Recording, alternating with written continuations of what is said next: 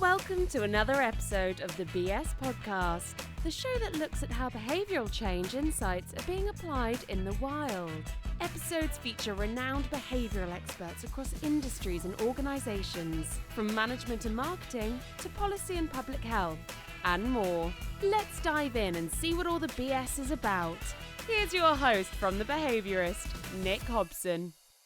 Hello, listeners, and welcome back to another episode of the BS Podcast. Today, I am here with Torben Emmerling. Torben is the founder and managing partner of the leading Swiss behavioral science consultancy, Affective Advisory. He is the inventor of the D.R.I.V.E framework for behavioral insights and strategy, a seasoned lecturer in behavioral science and applied consumer psychology, and an accomplished trainer and keynote speaker. Torben has over 10 years of experience in business strategy, organizational development, and customer relationship management.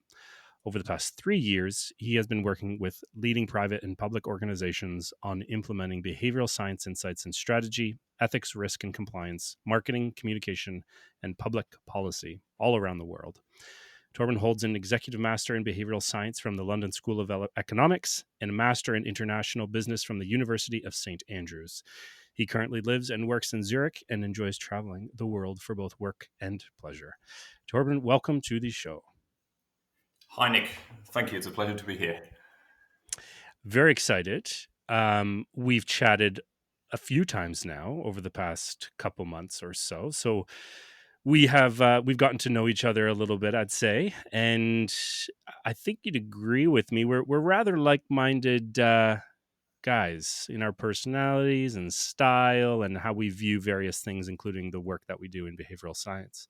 So I suspect there's going to be a lot of agreement in our conversation. Yes, not so much fighting, right? I hope so, even. Yeah, exactly. So, but our listeners would like to get to know you. So let's get them acquainted to you. So can you just give us a little bit of your story of how you got into the work that you're doing and how did you become a behavioral practitioner? Yeah, with pleasure. I think it all started in around 2010 when I was sitting on a rooftop terrace in Barcelona and I was picking up the old famous book, Thinking Fast and Slow. And I was immediately drawn into this book and into the whole field. And ever since, I've been picking up any book and any article, anything I could find on behavioral insights. And it was at a time when I was working in the financial industry in Switzerland. And I was just so excited to finally have found a field, a science that is fundamentally trying to understand the way we make decisions and the way we conduct ourselves in individual as well as social settings. And it was sort of the missing link as well that I found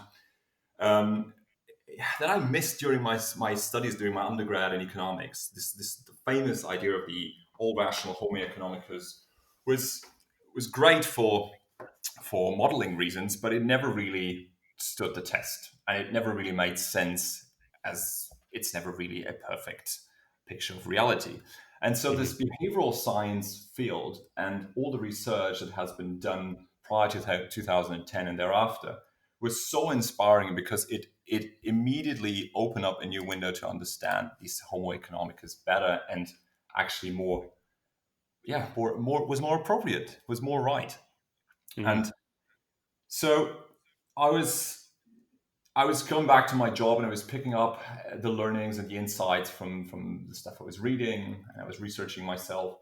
And I try to bring more and more of that thinking into the work in finance. And I felt I want to pursue also some further studies in the field.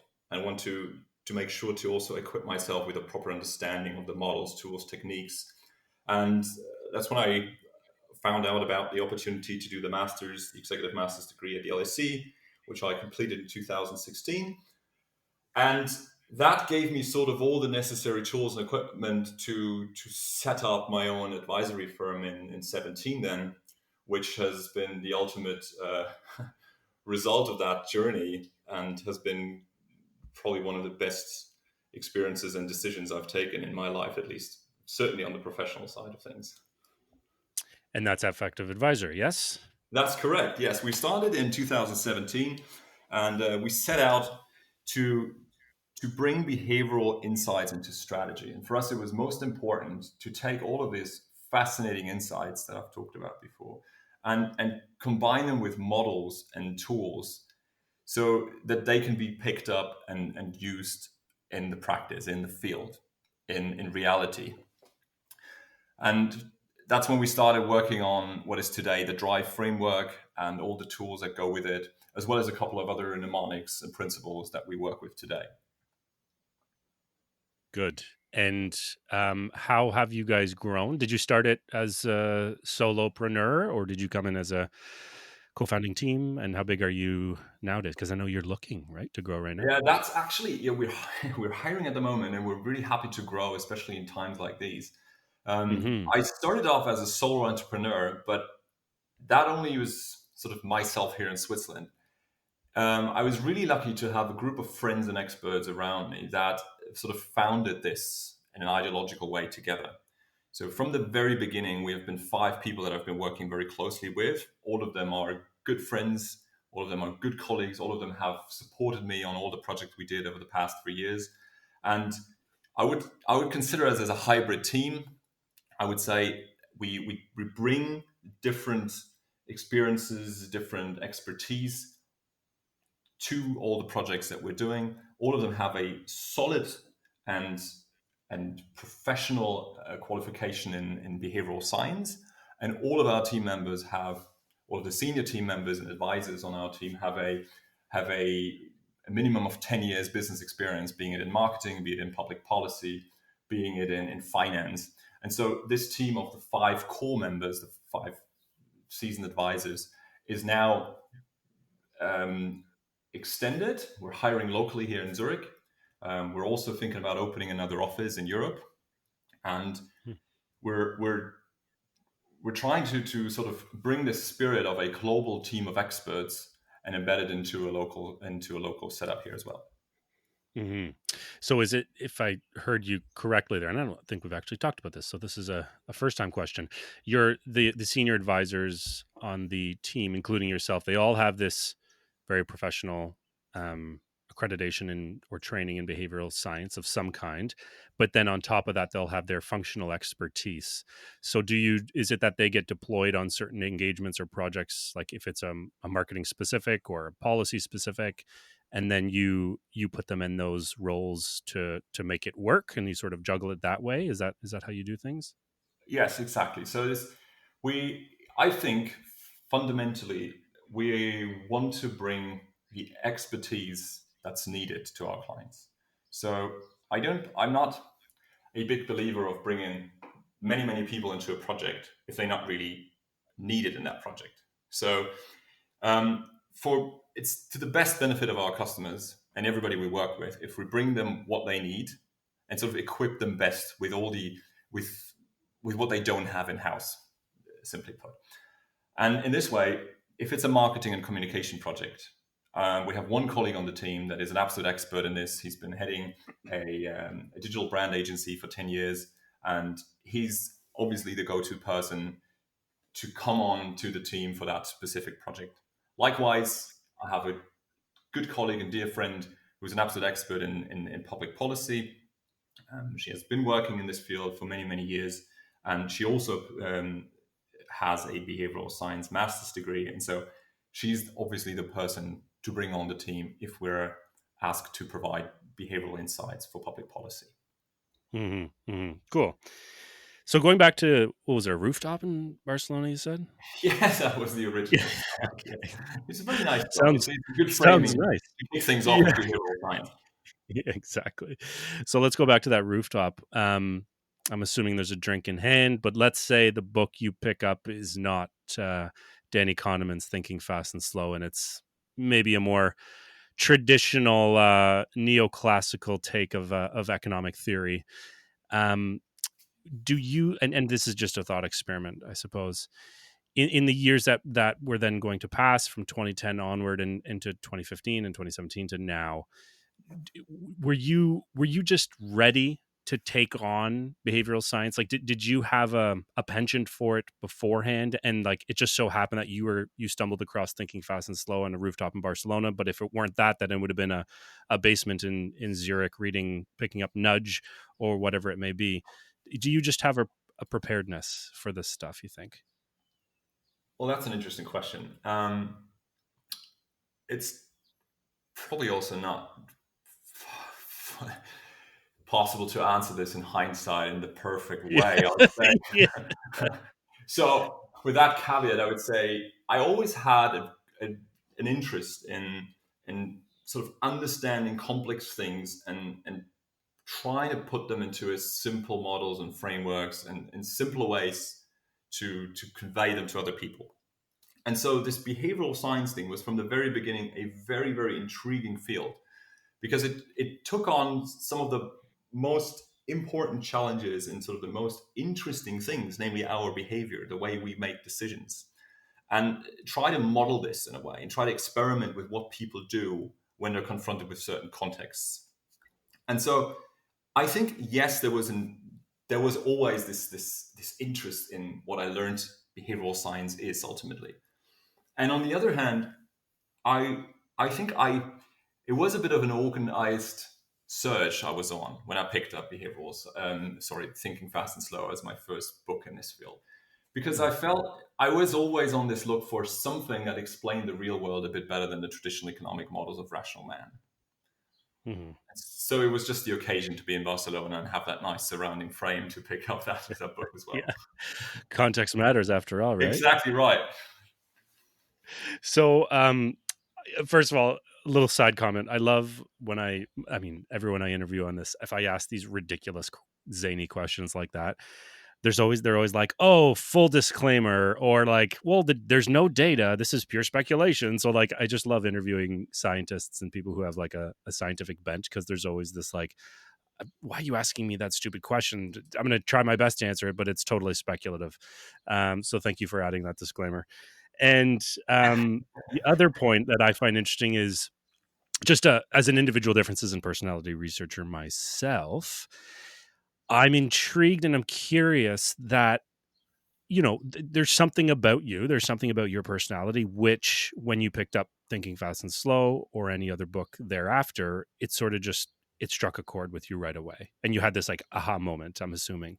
And everyone I speak to who had a very similar on the show and outside the show, who had a similar experience as yourself, who like maybe they had a training in undergraduate or graduate school and or started their career outside of behavioral science or behavioral insights, then came to it afterwards. There's this aha moment. So there's something about the underlying personality which is driving you to have that interest, which in another person on another rooftop in Barcelona would pick up Thinking Fast and Slow and might not have that same reaction. But that's just me getting all weird Yeah. and philosophical, right?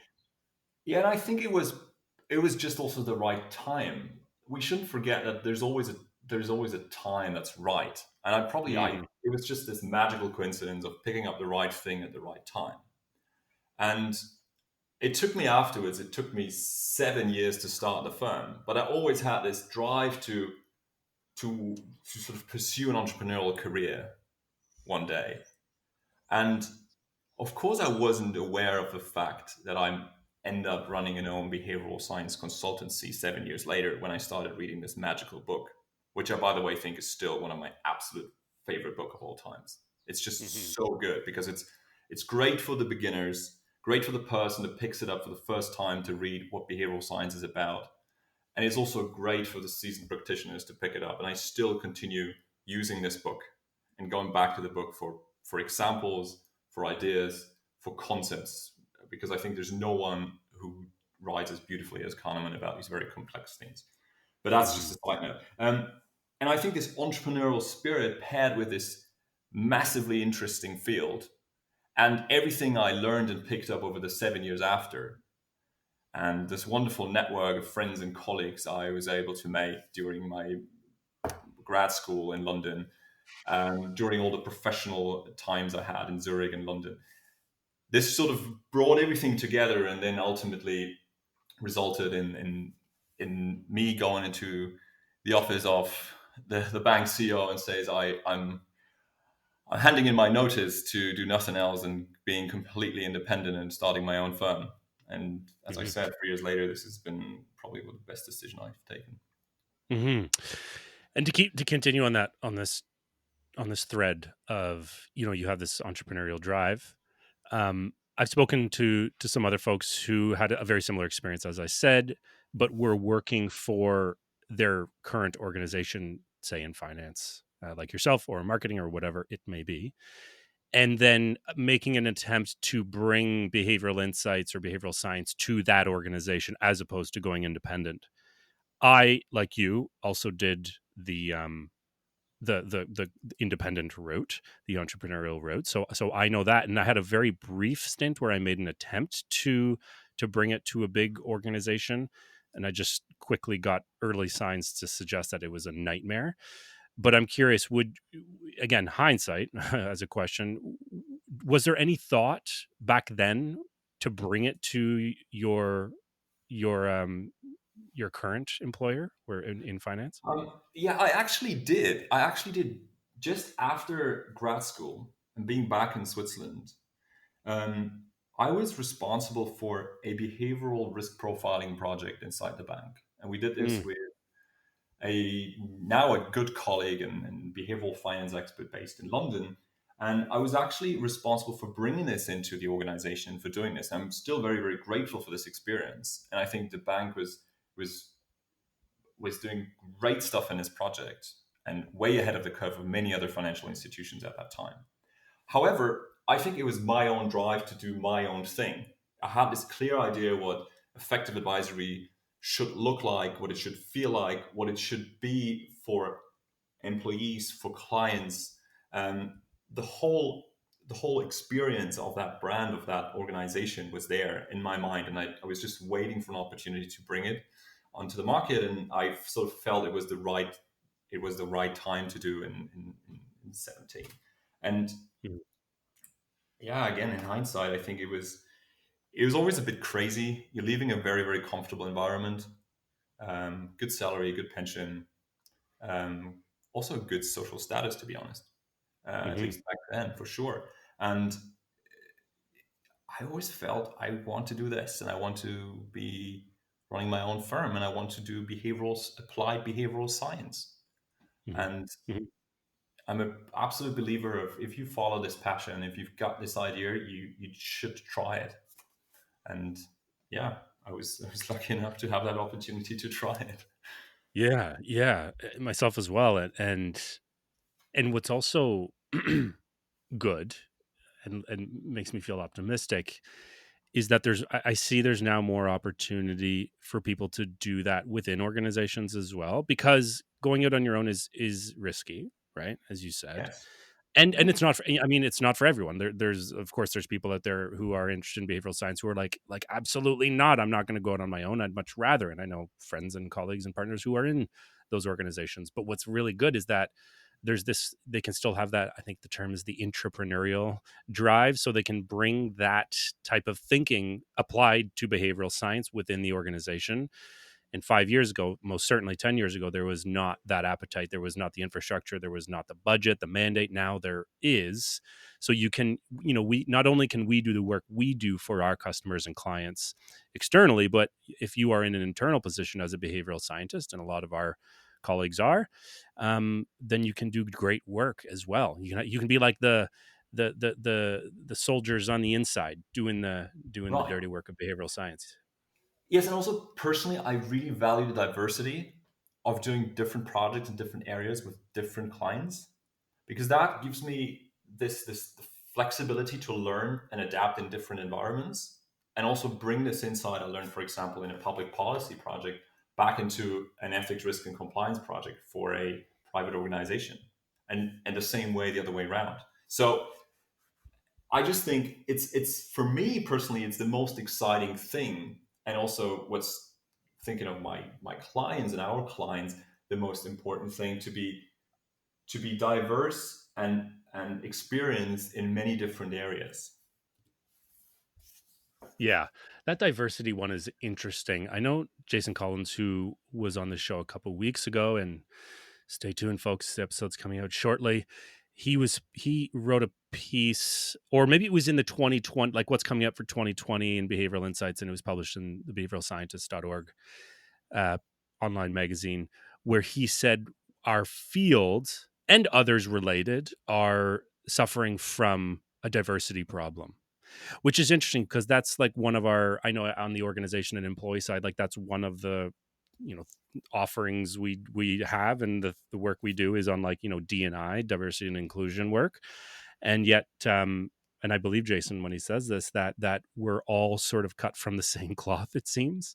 We all attend the same schools, we all attend the same programs, we all get the same training, we all work for the same organizations, and we all have this sort of mostly left-leaning, liberal, globalized bent to us. And his argument, as well as others, is that we might be missing out on some key aspects of human behavior and human nature. What do you think of that? This whole diversity thing. I really like this idea of the variety of disciplines. So we're in exchange with a lot of European behavioral science consultancies and practitioners and academics. And one of them is a good friend, Pelle Hansen in Denmark. And we discussed a lot what behavioral science is and how we could define behavioral science or applied behavioral science. And we came to the conclusion that for us, it's this sort of a systematic study of human behaviors and the strategies to intentionally and then verifiably change it, leveraging A, psychological insights, and B, experimental methods from a variety of disciplines. And here it is, it's a variety of disciplines, which include behavioral economics, psychology, cognitive science, decision science, sociology, neuroscience, all these different disciplines that come together in this melting pot of behavioral science. And I think that's the strength of this piece, of this field of what we do, is to look at problems from different perspectives and try different ways to achieve a change in behavior that's intentional and verifiable. Good. So that's a great segue into your D.R.I.V.E framework. And I'm assuming you sounded out D.R.I.V.E. It's not D.R.I.V.E., yeah? No, it's D.R.I.V.E because we're correct. We wanted to understand and shape what drives behavior. So it's just a nice coincidence or a nice twist. What a perfect, it's just a perfect acronym to fit, right? I love when Right. that works out, right? So in that work, you have these three principles of designing and behavior change that you have listed in this D.R.I.V.E framework.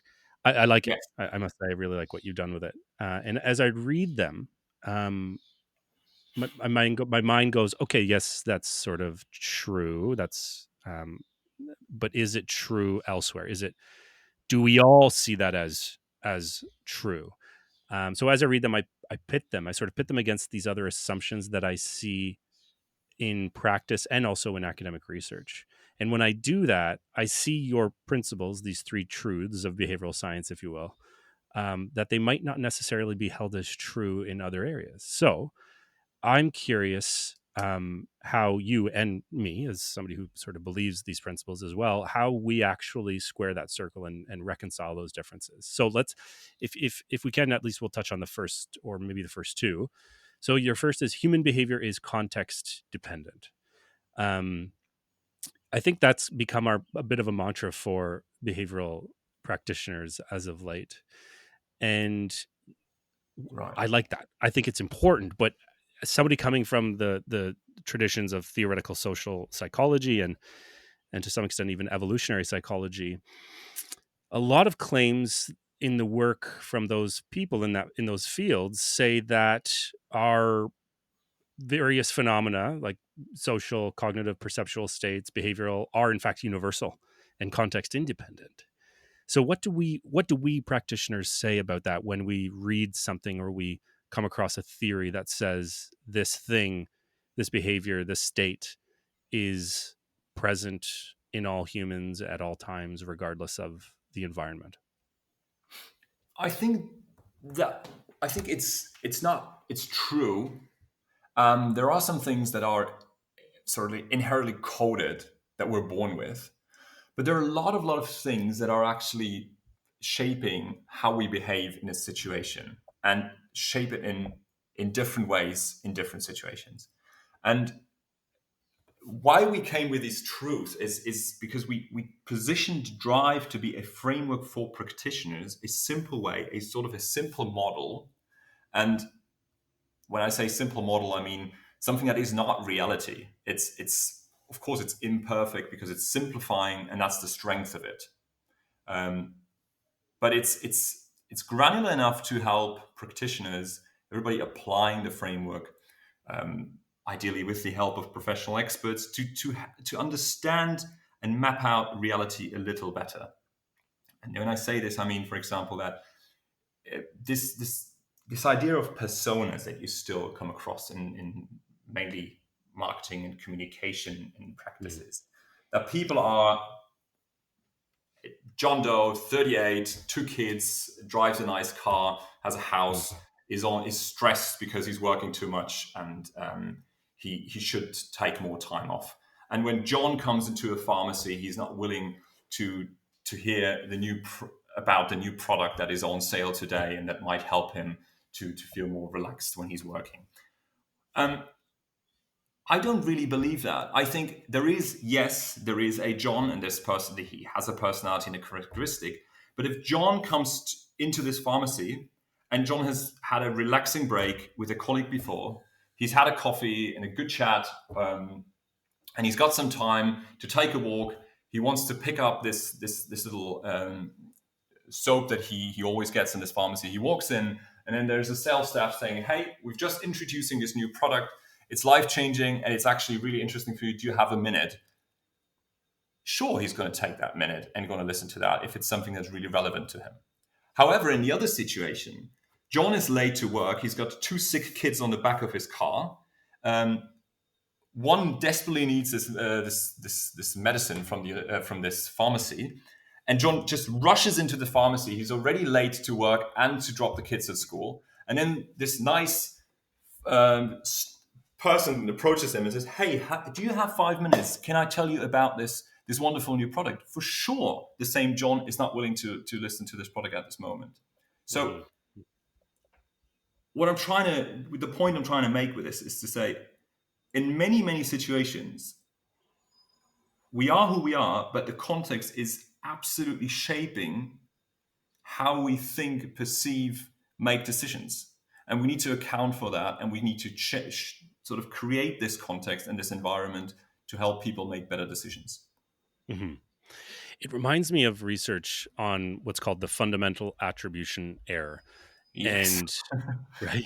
So Yes. so for listeners who might not know, who haven't heard of it, just humor us while we geek out for a couple minutes. The fundamental attribution error was established in the 60s, maybe even before that, 60s, maybe 50s, 60s. And it was called fundamental because those who discovered it were assuming and arguing that the phenomenon was universal. It was fundamental to all human and human behavior. And what it is it basically makes the claim that an individual will attribute his or her behavior more to the situation or the surrounding context. So, like your John character there, if that was John himself, him asking himself, "Well, why was I such a jerk back there?" "Oh, it's because my kid's sick. It's because I got all these things that It's not about him. It's not about his personality or who he is at the core." But the error part is because they misattribute, or there's this asymmetry where they attribute a similar behavior in another person to the character trait of them, as opposed to the same level of attributing it to the situation as they did for themselves. So that's the error, and that's the fundamental. But then these cultural psychologists in the 90s, I believe, came around and said, "I don't actually think this is as fundamental as you think it is. I think this is a case of weird research." And weird here is another lovely acronym of Western, educated, industrialized, rich, and democratic, which is the basis of most of our social psychological Yes. research. And then they took it to India, and they actually found that the fundamental attribution error doesn't hold there. That people are not committing the error. They are correctly inferring the behavior of themselves and the behavior of others to be the result of the broader situation at play. And of course, they have reasons of why this is the case. But it's a sort of, I see that as a perfect example of your premise number one, that human behavior is context dependent, even when it comes to these things that we think or thought are context independent or universal. Yes, and we need to be precise here that context dependent context is a very, very complex thing. And in our model, we distinguish an individual context, so the person, my current state I'm in, how I feel, how I am today, who I am, as you said, where I was educated, what I believe in, where I was raised, etc. The social context in which I'm embedded in society, in my work environment, in just being the social organization of being in that. Let's use the example of the pharmacy again, in that little shop I'm in, how other people's behave, what's the queue, etc., etc. The environmental context, everything related to noise, what's visually salient, temperature, what's also everything that is digital, the digital environment. We often forget we're not only talking about environments we're in physically, but also digitally. And then sort of the context of incentives and aims I'm pursuing. And so this whole these four arrows, they make up the current context I'm in. And when we say human behavior is context dependent, it is a leeway also to analyze what different elements shape the context a person or my target group or target person is in at this point. Yeah, you're right. Context, it is like, oh yeah, it's context dependent. Oh, easy. No, that is ridiculously complex. And there's so many moving parts. Yes. And it's also highly dynamic. It's not as though it's a static thing that we sort of place ourselves or place our customers in and then watch the behavioral process unfold. It is dynamic in such a way that I self-select into a particular environment, and then I have a bearing on that environment, be it social, digital, whatever, virtual, whatever it may be, physical. And then by virtue of me, the individual, changing that environment is then going to come back reflexively or recursively and then influence my behavior and so on. And there's going to be this dance between me or our customer and the environment. And so it's always moving, it's always dynamic, always changing. And so we have to be on our toes because we're measuring that. We're tracking that, and we have to be very, very careful, and it is very complex, as you say. Right. So Exactly right. let's move on to I have a few points here, but I don't want to if I hit on all of them, we're going to be going on for hours. So let's yeah, okay. So in this resource that I read with D.R.I.V.E, you end the paper with and this is a quote now. In this spirit, the presented prism should be subject to further practical validation by interested practitioners in order to further sharpen its dimensions and levers for the future. So first off, actually, I mentioned something there. This prism. Can you, so listeners understand what the hell we're talking about? We're not actually in like math class. Can you explain what this prism is and how it Yes. operates for the D.R.I.V.E framework? Yes. Let's start off with looking briefly at the D.R.I.V.E framework. So, as you said, D.R.I.V.E is a mnemonic or a model that stands for define, research, identify, validate, and execute. And ideally, it's a step by step process that we go through from first defining behavior as a sort of defining a strategy as a set of target behaviors or preferred behaviors. We need to understand what is the behavioral problem we're trying to solve. And if you look at it, strategy itself in almost any situation requires a change in behavior from a behavior A to B. If you want to have your customers buy a new product, if you want to have your taxpayers pay their tax duties on time, everything you need to have a change in behavior. So first of all, we need to define how that change in behavior should look like. What's the problem we're trying to solve, and how can we sort of make sure that this behavior is understood as a set of target actions. And from that, we enter a second phase, which we call the research phase. And we've touched upon this before. Research phase consists basically of two different elements. Number one is we need to understand the behavior as we can observe it today. And we distinguish between attention, processing, decision, and action. So what do people attend to? How do they process this information? Which decisions do they take? And then finally, the sort of implementation gap, or the difference between planners and doers, as Thaler would say, taking decision to an action. And then, as you said, this action influences what people attend to. Everybody who ran on a skateboard that was standing and fell off massively and failed to run to skate knows that this action is immediately a feedback loop, which helps you to pay attention on how to jump on a skateboard the next time.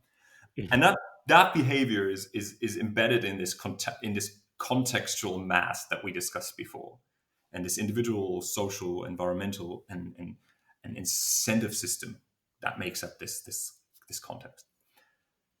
And this difference between the target behavior that we define in step one and the actual behavior that we've researched in step two, this is our behavioral gap that we're targeting. And this way we can immediately start working out what are the hotspots, where's the friction, what do we need to make easier, where can we start working with behavioral interventions. And here we come to this prism that you described before.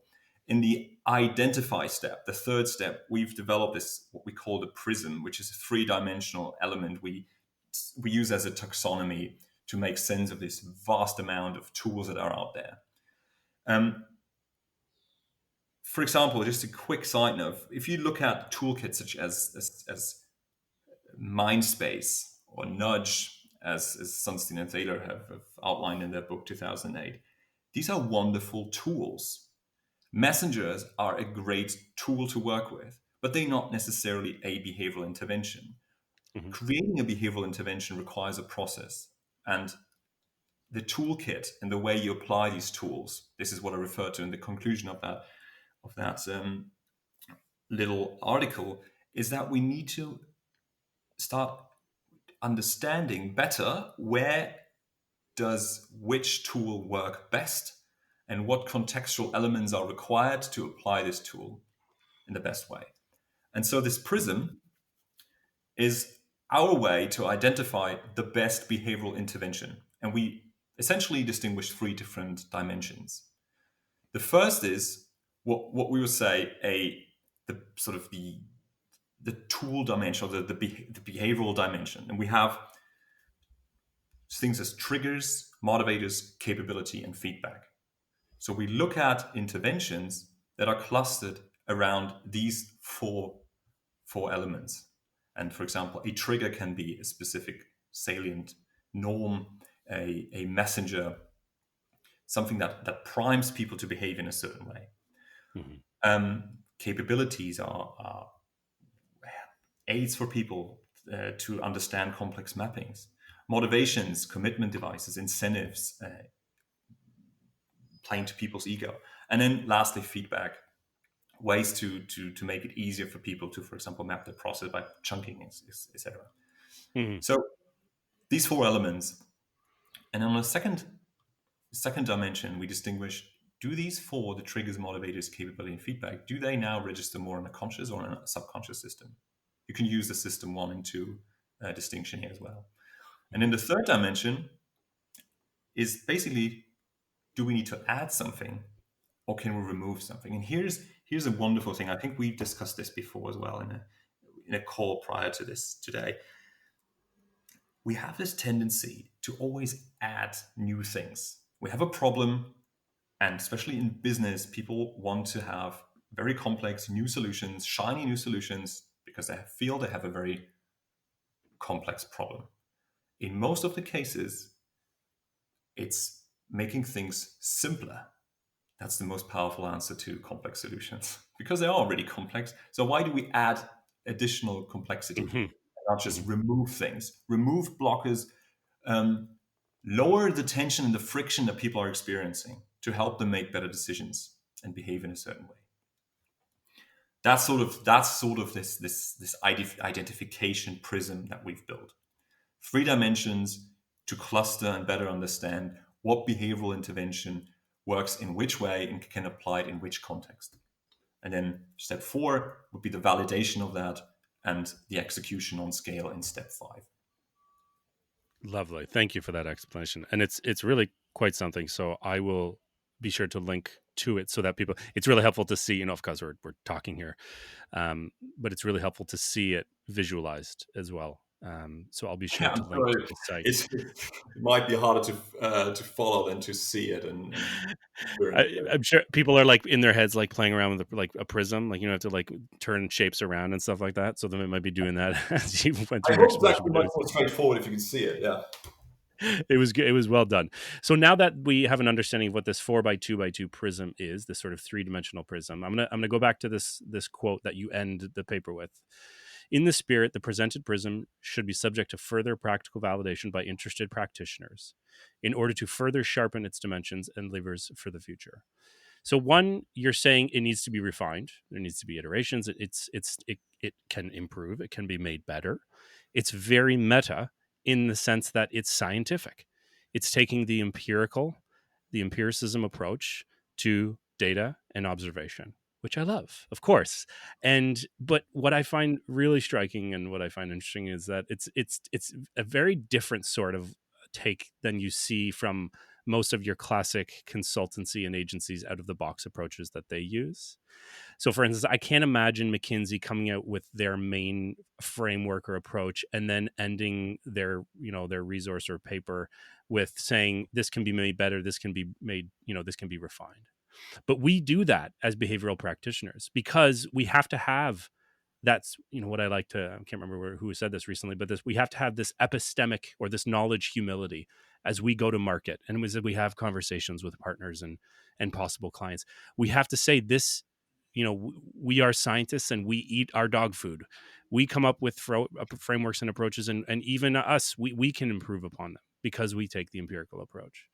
Yeah. So I'm assuming that was intentional with this and ending on such a strong note. Yeah.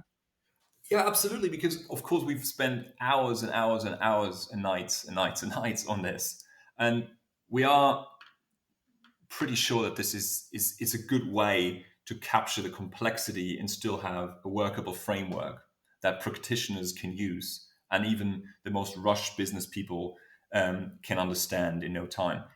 But of course, it's never perfect, and it gets better by using it, by applying these things, by everyone who's a designer who perfects his craft over years and years and years, and only by seeing people sit on a chair and moving around on a chair, you get a better understanding for how that chair needs to be designed. In the same way, we wanted to give this out and say, here's something we think is useful and is a good source to start conversations about behavioral interventions in practice. But it's just a start. It's, I hope, a good start. But tell us what you think of it and help us make it better for the benefit of all applied behavioral scientists out there. Yeah.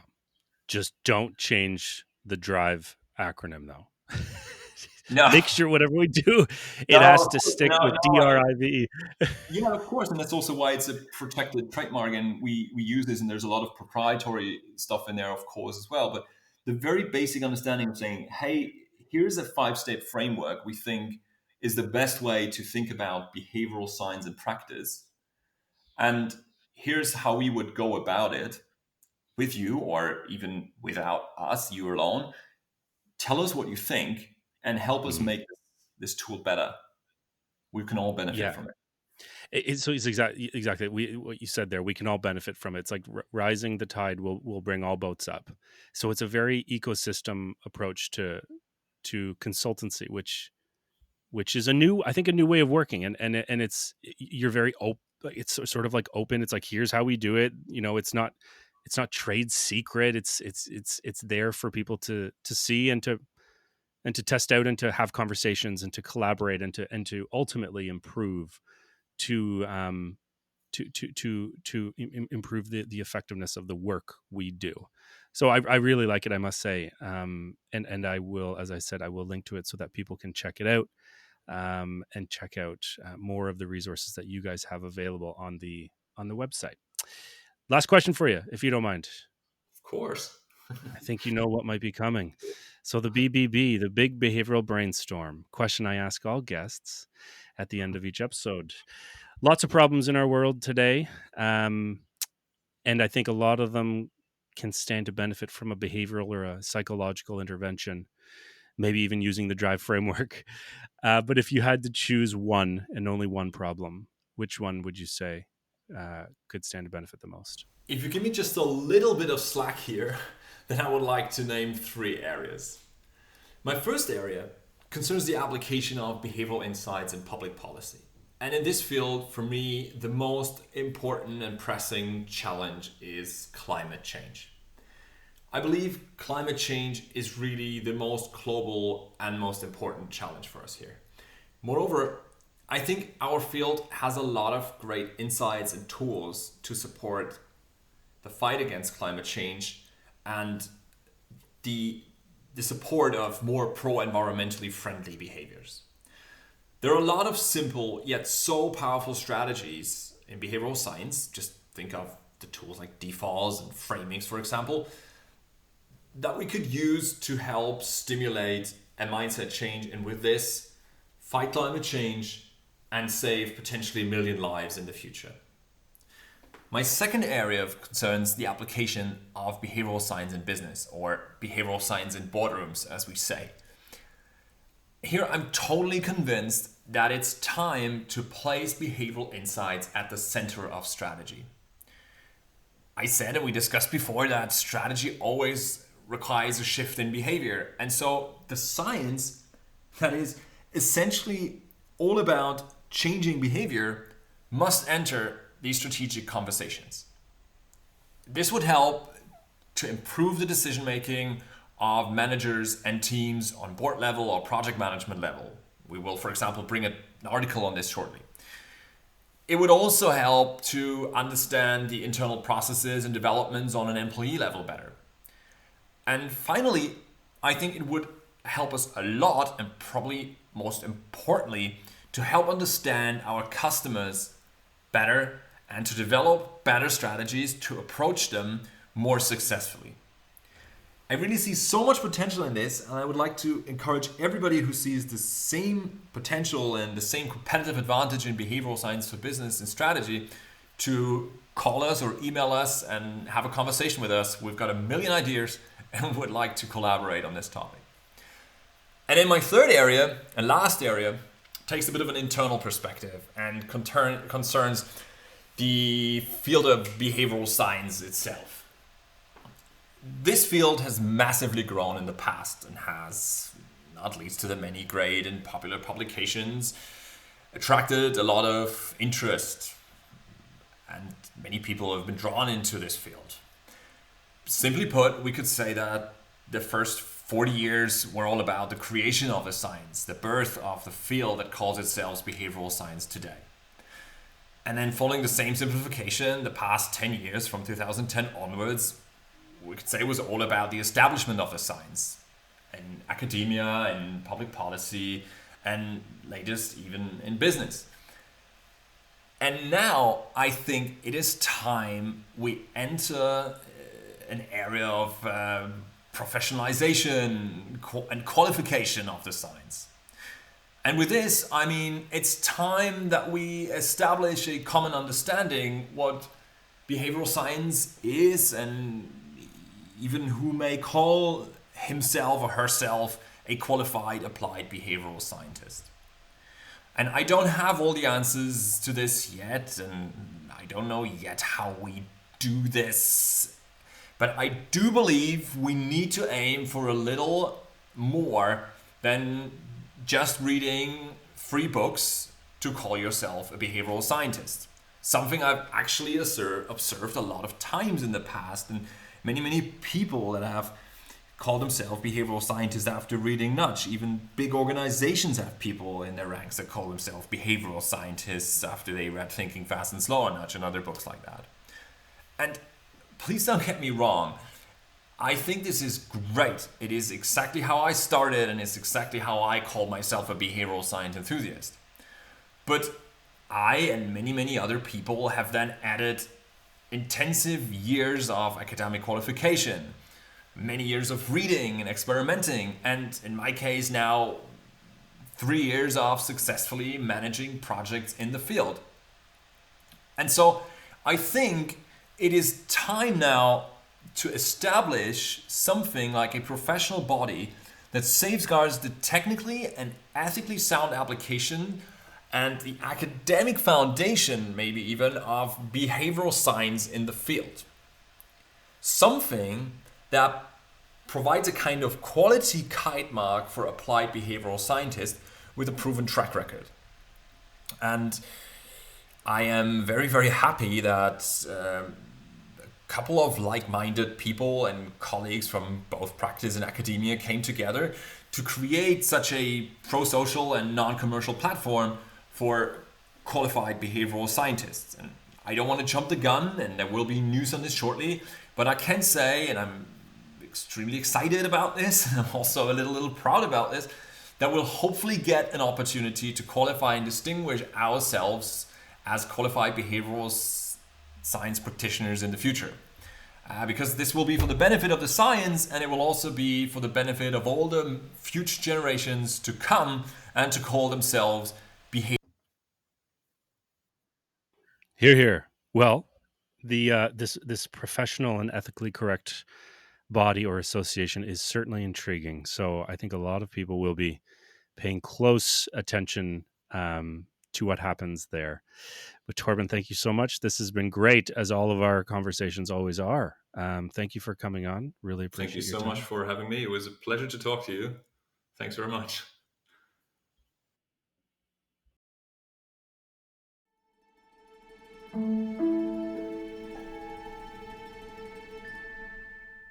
Hey, Nick here once more. A final farewell note before ending.